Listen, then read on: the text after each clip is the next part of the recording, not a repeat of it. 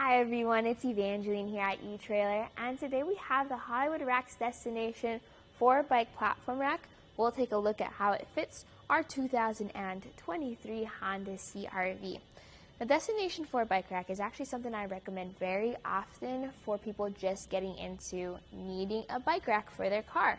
With the CR-V, it's a really good fit too, because if you have your vehicle fully loaded with your friends and your family, or maybe you have kids that want to go for a ride, this is a platform rack designed specifically for that situation.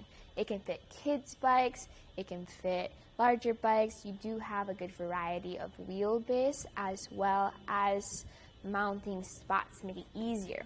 The downsides though is it has a 35-pound per bike weight capacity. So if one of you has an extra heavy electric bike, this is not going to be a good fit for you. Also, if you want to tilt your rack away to access your hatch, this bike rack does not do that.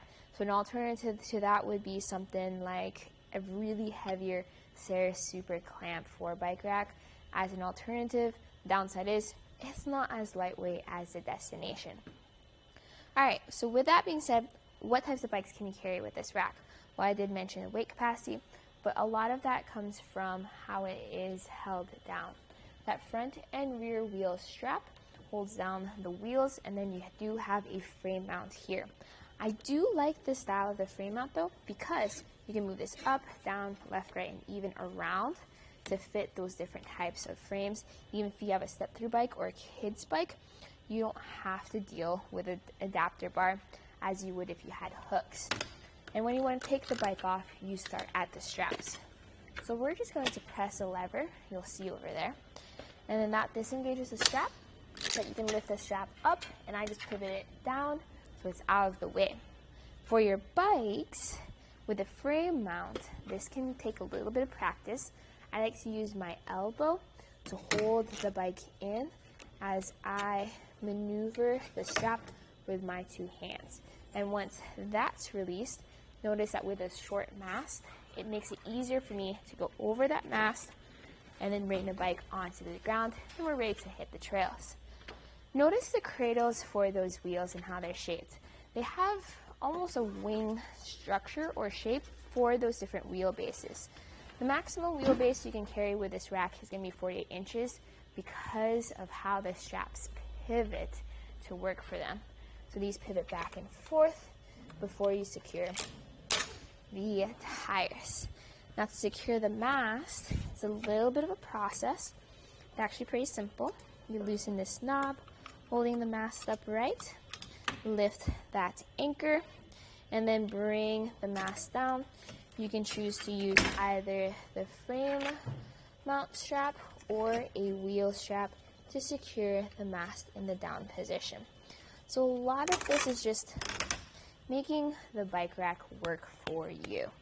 But with the bikes off, you can now open up your hatch, get into your trunk, grab your waters, your helmets, your bags, grab your stroller. It did take a little bit more time, but it's nice to know that you still have that accessibility. And while this looks like a large bike rack, it actually is on the shorter end for a 4-bike platform rack. So taking a measurement from our bumper to the end of the rack, I have it at 40 3/4 inches. So those with garages that they need to back into or small parking spots, that's something worth considering. Next is height. So 17.5 inches from the end of the rack. Center of the rack is about 22 inches. Compare that to where your hitch receiver is, which is about, I think, 11 inches off the ground. This is how high I have to lift those bikes. Fortunately, it's only 35-pound weight capacity, so you're not lifting extra heavy electric bikes anyways. Next thing we're going to do is make this a bit more compact. So notice down here, you have a retainer clip. Take that clip out so that you can loosen this bolt.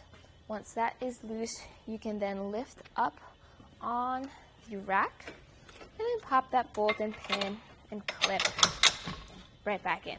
It's important to thread your bolts here because this holds your bike rack main portion stable.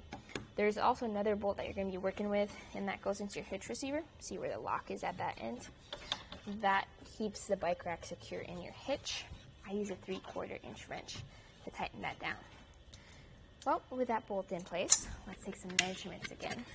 Measuring from the bumper to the end of the rack here, that sits at 15 inches of length. Big difference compared to when it was folded down. You'll have this in this configuration when you're just driving around town or if you don't have enough space in your garage. And with it folded up though, let's take a look at the back of the vehicle. Our rear window is visible, our taillights are visible, our license plate though, and our backup camera. For the license plate, you can kind of see it here from the back. The backup camera sits right here in this opening, which is great to see because then what's going to happen is that when you go into reverse, you will definitely see the bike rack, but you'll also be able to see through the bike rack for if there's any cars or people behind you. It's not full visibility though, so if that's still a major issue, you are going to just drive around with it in the down position to alleviate that. And with all those features, hopefully this helped you out with seeing if it will work with your bikes as well as your different situations. I did mention the Saris SuperClamp EX 4-bike platform rack as an alternative. That one does have a greater weight capacity, but it's also larger and heavier and a huge hassle to put into the hitch receiver.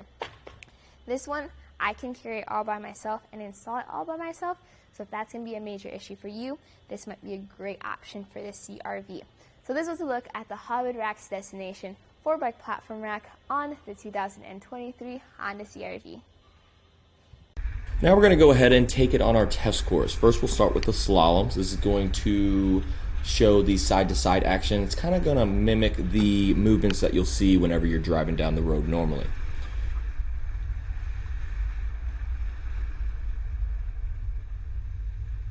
Now we'll have the alternating speed bumps. This is going to be more so like the uneven roads and some of that uneven terrain you might be traveling on, and see how it holds up.